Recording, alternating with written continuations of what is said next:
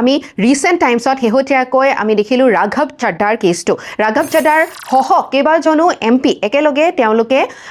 আপৰ পৰা আম আদমি পাৰ্টিৰ পৰা তেওঁলোকে বিজেপি জইন কৰিলে আৰু সেই তাত এটা ডাঙৰ প্ৰশ্ন উত্থাপন হৈছিলে যে তেওঁলোকৰ ওপৰত এণ্টি ডিফেকশ্যন ল কাৰ্যকৰী হ'ব নেকি এণ্টি ডিফেকশ্যন লটোৰ বিষয়ে আজি আমি ভালকৈ আলোচনা কৰিম আৰু এই ক্ষেত্ৰত কপিল চিবাল ডাঙৰীয়াৰ প্লিৰ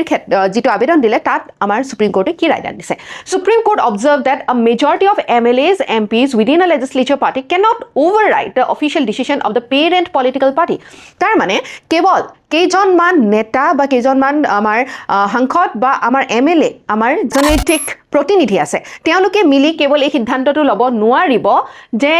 এই লেজিসলেচাৰত এটা পাৰ্টিৰ যিটো ডিসিশন পাৰ্টিটো কেৱল লেজিসলেচাৰত আবদ্ধ হৈ থকা বস্তু নহয় পাৰ্টিৰ মেম্বাৰ্স কেৱল লেজিসলেচাৰ নহয় বাহিৰতো আছে সেই ক্ষেত্ৰত কেৱল লেজিসলেচাৰত যোৱা পাৰ্লিয়ামেন্ট বা আমাৰ ষ্টেট এছেম্বলিত যোৱা যিসকল লোক আছে প্ৰতিনিধি আছে তেওঁলোকে এই সিদ্ধান্তটো গ্ৰহণ কৰিব নোৱাৰিব ঠিক আছে সো এই এন্টি ডিফেকশ্যন ল কেতিয়া আহিলে এইটো সংবিধান যেতিয়া আমাৰ আৰম্ভ হৈছিল তেতিয়াৰ পৰা এন্টি ডিফেকশ্যন লখন আমাৰ সংবিধানৰ লগত সংলগ্ন হৈ থকা নাছিলে 52nd কনষ্টিটিউচনেল এমেন্ডমেন্ট এক্ট 1985 কনষ্টিটিউচনৰ সংশোধনী এখন আইন আহিলে 1985 সনত তেতিয়া এই এন্টি ডিফেকশ্যন লটো অনা হ'ল কিয় অনা হ'ল এখন এই লটো কাৰণ পলিটিক্যাল ডিফেকশ্যন বহুত হৈ আছিল বহু পাৰ্টিৰ মাজত এনেকুৱা ধৰণৰ উৰি এটা ভাগে কয় যে এইটো মোৰ পাৰ্টি আনজন এটাই কয় যে আমিহে আসল এইটো পাৰ্টিৰ ব্যক্তি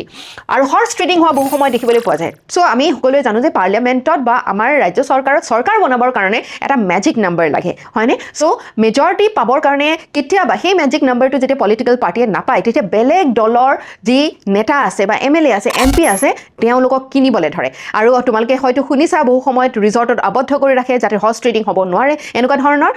সমস্যাই দেখা দিয়ে কাৰণে এন্টি ডিফেকশ্যন লখন আমাৰ 1985ত অনা হৈছিল গভৰ্ণমেণ্টৰ বহু সময়ত ইনষ্টেবল হৈ যায় গভৰ্ণমেণ্টৰে যদি কিছু লোক কিছু নেতা কিছু যদি আমাৰ জনপ্ৰতিনিধি বেলেগ এটা পাৰ্টিলৈ গুচি যায় তেনেহলে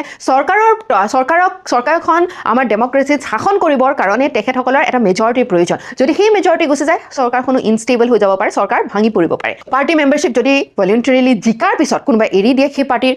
মেম্বাৰশ্বিপ সো এটা পাৰ্টিৰ নিজৰ অনুশাসন আছে নিজৰ আইডিঅলজি আছে সেই অনুসৰি তেওঁলোকৰ ডিসিশন অনুসৰি পাৰ্লিয়ামেন্ট প্ৰত্যেকখন বিলত তেওঁলোকে কি কৰে ৰায়দান দিয়ে ইয়েছৰ ফালে যায়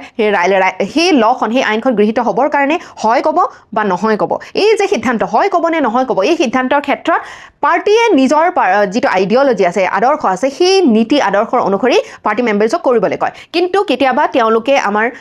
জনপ্ৰতিনিধিসকলে পাৰ্টিৰ কথা নেমানি নিজৰ কথাটো আগত ৰাখিবলৈ বিচাৰে বা তেওঁ যিটো নিজৰ বিচাৰধাৰা আছে সেইটো আগত ৰাখিব বিচাৰে তেতিয়াও এই ধৰণৰ সমস্যা আমি দেখিবলৈ পাওঁ আৰু যদি কোনোবা ইণ্ডিপেণ্ডেণ্টলি ইলেকশ্যন জিকাৰ পিছত যদি হঠাতে তেওঁ কোনোবা এটা পলিটিক্যাল পাৰ্টিত জইন কৰি লয় তেতিয়া মানুহৰ যিটো আস্থা এজন ব্যক্তিৰ ওপৰত যিকোনো এটা পলিটিক্যাল পাৰ্টিৰ আইডিঅলজিৰ অনুসৰি তেওঁ ভোট দিছিলে বা তেওঁ নিজৰ যিটো